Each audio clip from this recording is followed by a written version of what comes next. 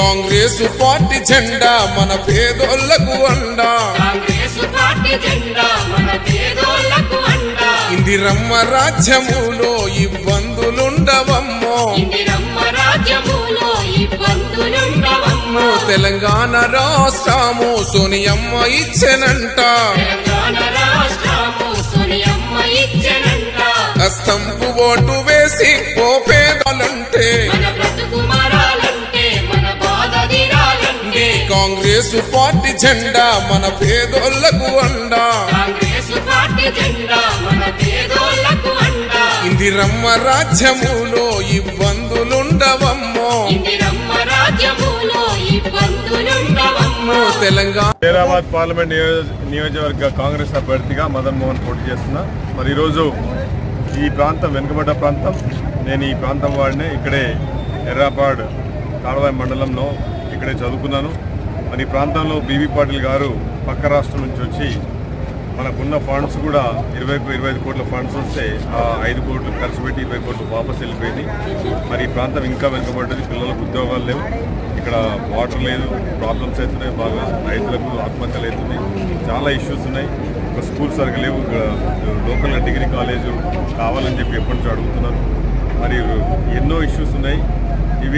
ఈ ప్రాబ్లమ్స్కి ఈ మన ఎంపీ బీబీ పాటిల్ నీటి సమస్య కూడా ఆయనే కారణం. ఎందుకంటే ఏ రోజు కూడా పార్లమెంట్లో మన గురించి మాట్లాడింది లేదు, మన గురించి కొట్లాడింది లేదు.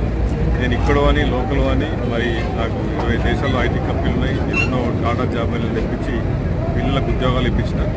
నాకు ఒకటే కోరిక, నా ఆశ, నా జీవిత లక్ష్యం, ఏ పిల్లగాడు కూడా జిరాక్స్ షాపులు పట్టుకొని ఉద్యోగాలు ఏమైనా తిరగకూడదు. ఈ ప్రాంతంలో నిరుద్యోగ రహిత హైదరాబాద్ పార్లమెంట్ చేయడమే నా లక్ష్యం. మరి ఈరోజు ఎల్లారెడ్డి ఈ ప్రజలకు అందరికీ కోరుకున్నా అంటే, మీ వాడిని, మీ బిడ్డను ఇక్కడే పుట్టినా, ఇక్కడే పెరిగినా, నా తండ్రి ఒక ఉపాధ్యాయుడు, నాకు ఈ బాధలు తెలుసు, మధ్యతరగతి కుటుంబం బిడ్డ. మీకు 200 కోట్లతోని ఈ ప్రాంతానికి రాహుల్ గాంధీ గారు ప్రైవేట్ అవుతున్నారు. మరి నేను వచ్చి ఈ ప్రాంతంలో ఏదైతే డిగ్రీ కాలేజ్ ఇష్యూ ఉన్నదో, ప్రాబ్లమ్స్ ఉన్నాయి, రోడ్ ప్రాబ్లమ్స్ ఉన్నాయి, పట్టణంలో దీన్ని చక్కగా అద్దంలాగా చేసుకోవచ్చు, మంచి ఉద్యానవనాలు చేసుకోవచ్చు, పిల్లలు ఆడుకోవడానికి. మరి మంచి కళాశాల భవనాన్ని కూడా కట్టుకొని పెద్దగా కట్టుకొని మెడికల్ కూడా బిల్డింగ్స్ కట్టిద్దాం.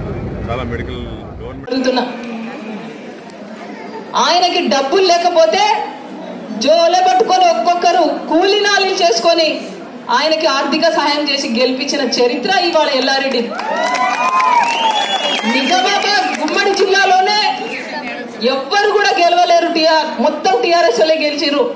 కాంగ్రెస్ అభ్యర్థిని ఇక్కడి నుంచి గెలిపించి చూపించిన ఘనత ఎల్లారెడ్డిది. ఆయనకి ఇంత గుర్తింపుని తెచ్చిస్తే మీ మనోభావాల్ని దెబ్బతీస్తూ ఆయన స్వార్థ రాజకీయాల కోసం ఆయన వెళ్ళిపోయాడే తప్ప మీ గురించి ఆలోచించలేడు ఆయన. అట్లాంటి మనిషి మళ్ళీ ఇంకోసారి ఊర్లోకి వచ్చి ఓటు అడిగితే తరిమి కొట్టండి అని చెప్పేసి నేను ఈ సందర్భంగా మీకు తెలియజేస్తున్నాను. అదేవిధంగా మన మదనన్న